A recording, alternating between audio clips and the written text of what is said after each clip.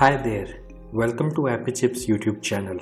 I am Amberjan and today we will learn how to install this app on Mac using Homebrew, which is also popularly known as simply Brew. But before we get started, let me answer some frequently asked questions first. To start with, what does a package manager like Homebrew does? Well, a package manager lets you install, uninstall or repair apps on your Mac. A package manager is very similar to App Store on macOS or Microsoft Store on Windows operating systems, except that a package manager uses commands that you type on Mac terminal to install or uninstall different programs. Some of the popular package managers for Mac include Homebrew, Nix, and Macports. And if you are coming from a Linux background, you will feel at home with Homebrew, especially if you have used package managers like apt, pacman, yum, etc. on Linux based operating systems. Next up, is it safe to install the Mac apps via Homebrew? Short answer, yes. In fact, Homebrew is the most popular and thus most widely used package manager on macOS. Moreover, Homebrew is a non-profit member of Software Freedom Conservancy Foundation, also known as SFC Foundation. Many other open source projects like Git, BusyBox, Samba, Wine are all part of this Software Freedom Conservancy organization.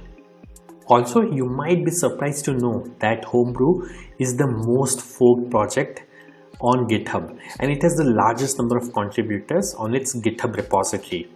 Many devs at organizations like Google, Apple, Dropbox, Stripe, etc. use Homebrew to set up different development environments on their MacBooks and iMacs. Next question. Can you use Homebrew to install programs on Apple Silicon or more popularly known as M1 MacBooks? Again, yes. Starting version 3.0 of Brew, Apple Silicon is now supported on Homebrew. In fact, Homebrew also supports programs that are at the moment only supported via Rosetta 2 on Apple Silicon. Now that I have answered your questions on safety and compatibility of Homebrew, let's get to the installation process.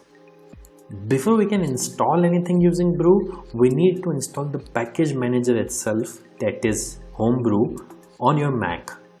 So let's see now how can we install Brew on Mac. Let me open my Mac here. First, you need to press Command and space on your keyboard.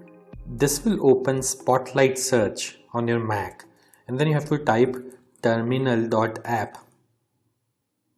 You will see this terminal app. Simply double click on it to open terminal. Let me maximize this terminal window.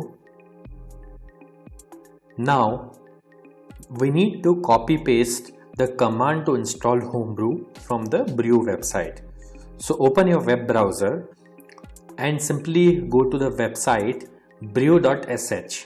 Once you are on the website, you will see this section called Install Homebrew, which has a command that you can simply copy by clicking on this button over here. Once it is copied, you have to go back to terminal, right click, paste. Now that the command is copy paste over onto this terminal, press enter. This will start Brew installation. Now it is prompting me to enter my user's password on Mac. I am going to type the password now, but it won't be visible on your terminal. Once you have entered the password, simply press enter, and if the password is correct, the script will continue. Now it is saying press return to continue the installation. I'll press enter here, and this will start the installation of Homebrew on my Mac. Let's wait for this to finish. As this message here says, installation successful. So that's it. Brew is successfully installed on your Mac now.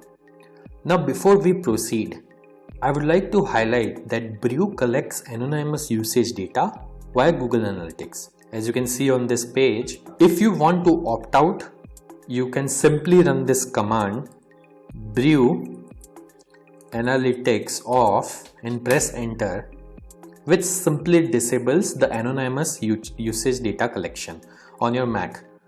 Now let's update the package database locally by pulling the metadata of the latest packages on a local map from the central brew repository. This should typically take less than a minute to complete depending on your internet connection speed.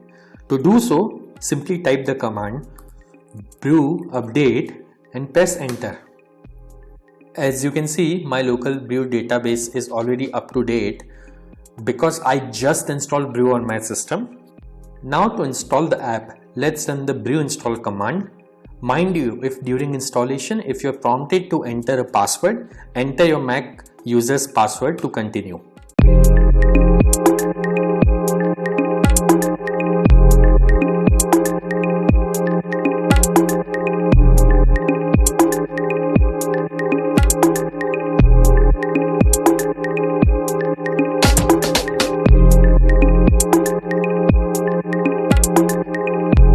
That's it. The installation was successful. If this video was useful, don't forget to hit the like button.